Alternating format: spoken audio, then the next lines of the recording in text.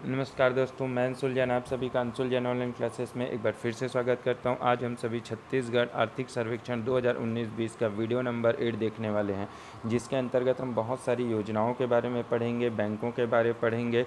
तो लास्ट तक बने रहिएगा, क्योंकि इन योजनाओं से हमेशा आपके लिए क्वेश्चंस आते हैं एग्ज़ाम्स में, और बहुत सारे लोग बार बार रिपीट होने के बाद भी क्वेश्चन गलत करके आ जाते हैं। इसीलिए बोल रहा हूँ, ध्यान से देखिएगा, अच्छे से देखिएगा, लास्ट तक देखिएगा, जिससे आपको किसी भी प्रकार का कोई भी डाउट ना रहे।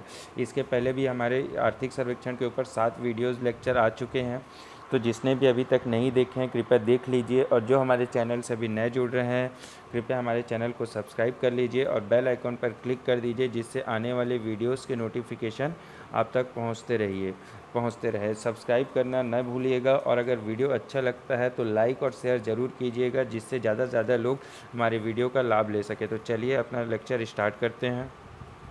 तो दोस्तों, अध्याय 5 तक की चीज़ें हो चुकी थी। आज हम लोग अध्याय 6 में संस्थागत वित्त एवं विनियोजन देखने वाले हैं। क्या देखने वाले हैं? संस्थागत वित्त एवं विनियोजन। इसके अंतर्गत जो मुख्य बिंदु हैं, मुख्य बिंदु देख लेते हैं कि मार्च 2019 में राज्य में बैंकों की संख्या 47 थी। कितने बैंक हैं टोटल हमारे राज्यों में? 47 बैंक है। और सब बैंकों की शाखाओं की संख्या कितनी? शाखाओं की संख्या 2811 है। कितनी शाखाएं हैं?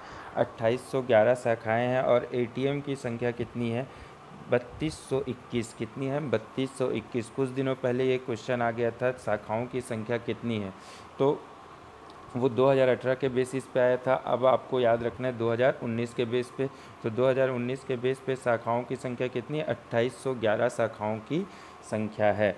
ठीक है। और बैंकों की संख्या अगर पूछता है तो 47, और एटीएम की संख्या पूछता है तो 3221। एक लेवल ऊपर हमको सीख के चलना है, ताकि कोई भी क्वेश्चन है हमसे ना छूटे। इसलिए मैं आप लोगों को एक लेवल ऊपर की चीज़ें बता के चलता हूँ। ठीक है दोस्तों, आगे देखते हैं। प्राथमिक क्षेत्रों में बांटे गए ऋण में वर्ष 2018 की तुलना में वर्ष 2019 में 10.26% की वृद्धि हुई है। ठीक है, ये पिछले बार भी आप लोगों को शायद बताया होगा, अगर नहीं बताया हूँ तो ये याद रख लीजिए कि प्राथमिक क्षेत्र के अंतर्गत अर्थात कृषि वगैरह के लिए जो ऋण बांटे जाते हैं, ठीक है, वो 2019 में 2018 की तुलना में कितना ज़्यादा है? 10.26% ज़्यादा ऋण दिए गए हैं, मतलब ज़्यादा उधार लोगों को दिए गए हैं, बांटे गया है पैसा। आगे देखते हैं। महिलाओं को अबांटित ऋण में वर्ष 2018 की तुलना में वर्ष 2019 में 18.90% की वृद्धि दर्ज की गई है। कितनी? 18.90% की वृद्धि दर्ज की गई है। जो महिलाओं को अलग से ऋण दिया जाता है, उसकी भी जो वृद्धि है वो 18.90% है। फिर हम ये बोल सकते हैं लगभग 19% की वृद्धि आप इसमें दर्ज किए हैं। आगे देखते हैं। अब अगला मेन चीज़ों पे आते हैं दोस्तों। ये तो मुख्य बिंदु था जो मैंने आप लोगों को बताया। अब देखते हैं कि जीएसडीपी क्या है? जीएसडीपी सकल राज्य घरेलू उत्पाद में बैंकिंग सेक्टर का हिस्सा एवं वृद्धि दर। हम लोग क्या करेंगे, इसमें बैंकों के बारे में पढ़ेंगे। तो बैंकिंग सेक्टर का वृद्धि दर, ठीक है, उसमें कितना है वृद्धि? कितना है बैंकिंग सेक्टर में? 2018-19 में जो था वो 5.02% था। ये किस में? प्रतिशत में। तो ये कितना था? 5.02 था 2018-19 में। जबकि हम इसी की बात 2019-20 में करते हैं तो 5.33% की वृद्धि दर्ज की गई है। कितनी वृद्धि दर्ज की गई है? 5.33% की वृद्धि दर्ज की गई है। ठीक है, वृद्धि प्रतिशत कितना है? 2018-19 में 5.0 था, जबकि 2019-20 में यह है 5.33। योगदान का प्रतिशत, अर्थात जो ये बैंक किस में आते हैं? बैंक आते हैं आपके सेवा क्षेत्र में, अर्थात तृतीय क्षेत्र के अंतर्गत आते हैं जो बैंक वाले चीज़ें हैं। ठीक है, तो सेवा क्षेत्र के अंदर इनका प्रतिशत, सेवा क्षेत्र कितने बहुत सारी चीज़ों से मिलके बना है, तो उसमें बैंक में वृद्धि दर के प्रतिशत देख लिए। अब उनका हिस्सा कितना था? तो उनका हिस्सा, अर्थात सेवा में जैसे मान लो 100 चीज़ें हैं, तो 100 में से कितनी चीज़ें आपकी बैंक की तरफ से गई है, वो उसका क्या हो जाएगा? हिस्सा हो जाएगा। तो योगदान क्या हो गया? 3.80% का योगदान 2018-19 में था, जबकि 2019-20 में भी ये कितना है? 3.80 ही है। दोनों में आप लोगों को याद रखना है योगदान कितना है? समान है। जबकि इसकी वृद्धि दर में क्या हो गई है? वृद्धि दर्ज की गई है। अब मेन चीज़ पे आते हैं कि बैंकिंग सेक्टर का पिछले 5 वर्षों का जो औसत है वो यहाँ पे लिखना भूल गया हूँ, मैं आप लोगों को बता देता हूँ कितना है।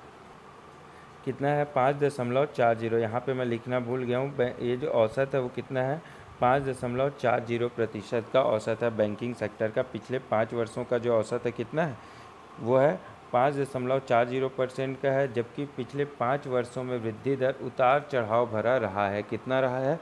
उतार चढ़ाव भरा रहा है। ये क्वेश्चन हमेशा से आजकल हमेशा पिछले 2-3 साल से लगातार ऐसे क्वेश्चन आ रहे हैं उतार चढ़ाव भरे वाले। तो इसके लिए मैंने पूरा एनालिसिस के साथ पहले भी आप लोगों को बताया है और अभी भी आप लोगों को ये चीज़ें क्लियर कर रहा हूँ। तो बैंकिंग सेक्टर में क्या है 5 वर्षों का औसत 5.40% रहा है, औसत है 5 वर्षों का, जबकि पिछले 5 वर्षों में वृद्धि दर क्या रही है?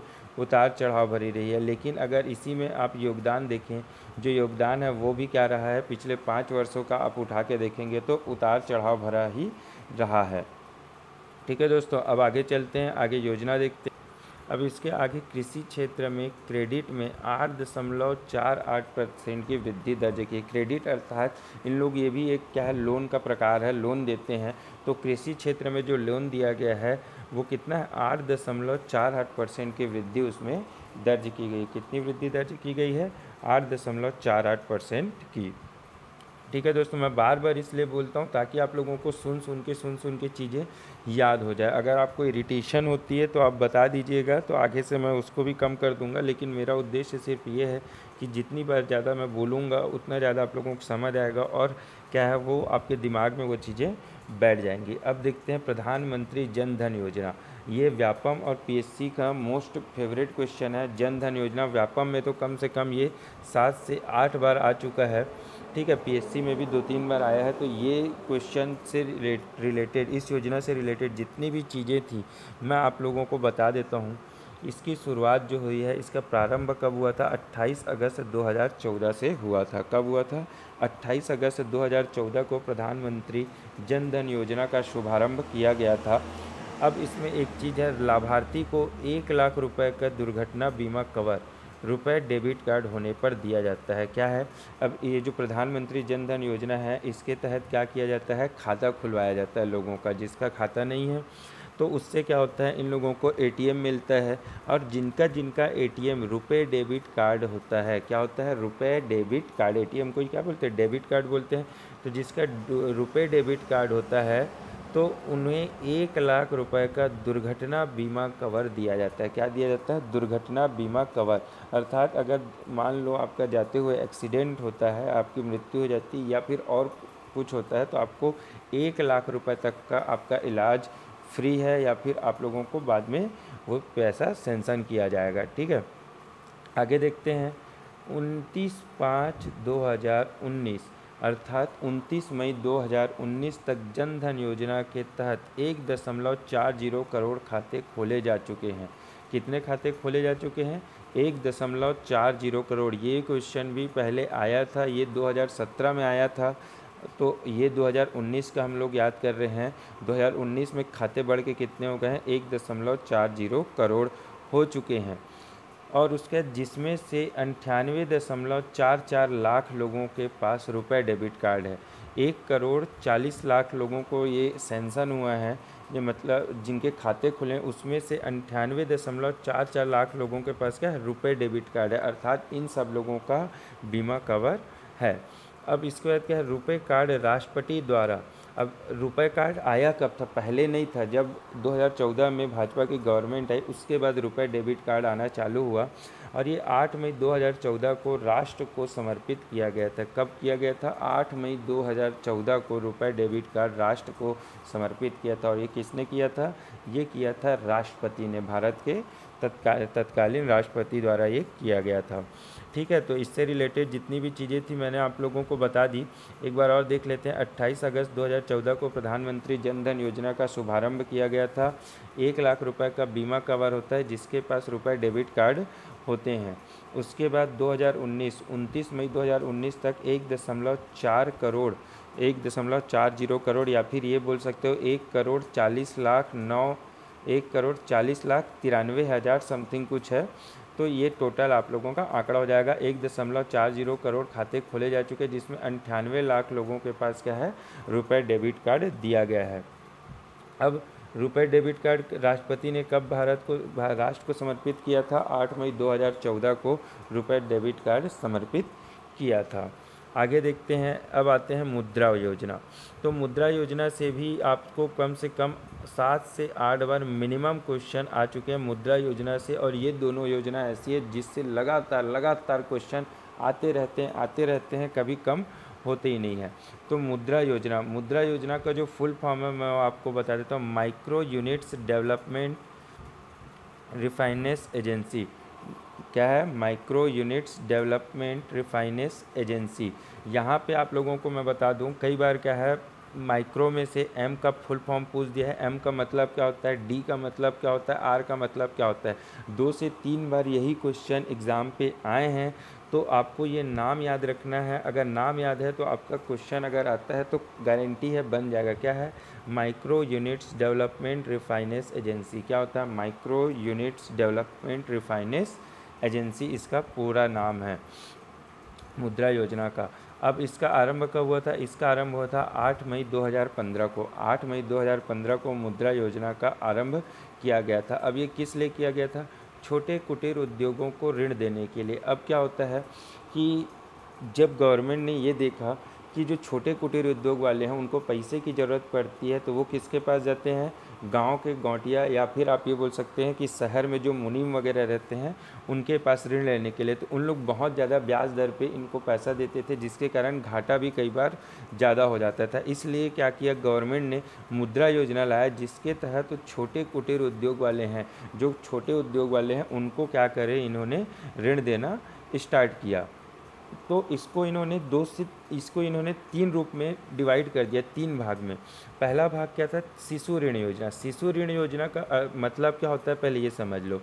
शिशु ऋण योजना का मतलब ये होता है कि जो नए उद्योग खुल रहे हैं, क्या हो रहा है, जो नया उद्योग खुल रहा है उसके लिए जो वो क्या बोलते हैं, ऋण दिया जाता है, उसे शिशु ऋण योजना। शिशु अर्थात जो तुरंत जन्म हुआ है, जिसका या जन्म होने वाला है, उसको क्या बोलते हैं? शिशु ऋण योजना। अर्थात 50,000 तक का ऋण आपको दिया जाता है कुटीर उद्योग खोलते समय। कितने रुपए तक का दिया जाता है? 50,000 रुपये तक का ऋण दिया जाता है। अब इसके बाद किशोर ऋण योजना। किशोर ऋण योजना अर्थात जब बालक थोड़ा सा बड़ा हो जाता है, अर्थात जब आप लोगों ने कोई उद्योग खोला, कुछ दिनों बाद, जब 1 साल 2 साल बाद वो सही चलने लगा, उस समय की स्थिति में जब आपको ऋण लेना पड़ता है तो उसे क्या बोलते हैं? किशोर ऋण योजना। अर्थात 50,000 से 5 लाख तक का ऋण इसके तहत दिया जाता है। इसके तहत कितना ऋण दिया जाता है? 50,000 से 5 लाख रुपए तक का जो ऋण है वो किशोर ऋण योजना के तहत आप लोगों को दिया जाता है। इसके बाद तरुण ऋण योजना, अर्थात जब आप लोगों का जो उद्योग है वो सही पटरी पे आ जाएगा, तब क्या होता है? तरुण ऋण योजना दिया जाता है। उसमें क्या होता है? 5 लाख से 10 लाख रुपए तक का ऋण आप लोगों को इसके तहत दिया जाता है। तो आप लोगों को ये बता दूं, इन तीनों के ऊपर कम से कम 3 से 4 बार आप लोगों के क्वेश्चन बन चुके हैं कि तरुण ऋण योजना के अंतर्गत कितना रुपए दिया जाता है, शिशु ऋण योजना के अंतर्गत कितना रुपए दिया जाता है, और उसमें आपके ऑप्शन में ये तीनों ऑप्शन रहेंगे। अगर आपको चीज़ें क्लियर नहीं हैं तो आपका क्वेश्चन नहीं बनेगा, ठीक है। तो इसलिए मैंने आप लोगों को बहुत अच्छे से चीज़ें समझाई हैं। मुद्रा योजना क्या होता है? Micro units development refinance agency. क्या होता है? Micro units development refinance agency. इसका आरंभ हुआ था 8 मई 2015 को। कुटीर उद्योगों को ऋण देने के लिए इसे क्या किया गया था?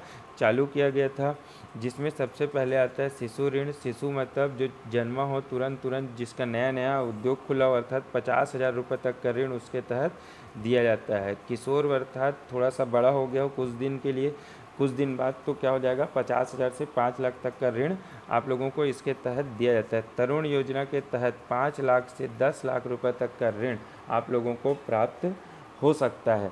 तो ये बहुत सारी योजनाएं थी जो मैंने आप लोगों को अभी बताई हैं, ठीक है। आगे भी बहुत सारी और योजनाएं हैं, जैसे प्रधानमंत्री जीवन ज्योति योजना और भी बहुत सारी योजनाएं हैं। उन सब के बारे में आप लोगों को मैं बताऊंगा। डीबीटी के बारे में अभी आप लोगों को बताना है।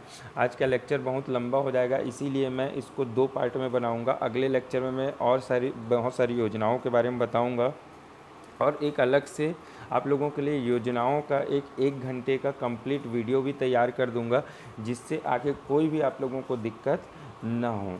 ठीक है, तो चलिए आज का लेक्चर यहीं समाप्त करते हैं, और अगर वीडियो अच्छा लगा हो तो लाइक एंड शेयर ज़रूर कीजिएगा, जिस हमारे चैनल को सब्सक्राइब कर लीजिएगा, जिससे आने वाले वीडियोज़ के नोटिफिकेशन आपको मिलते रहेंगे। Thank you guys.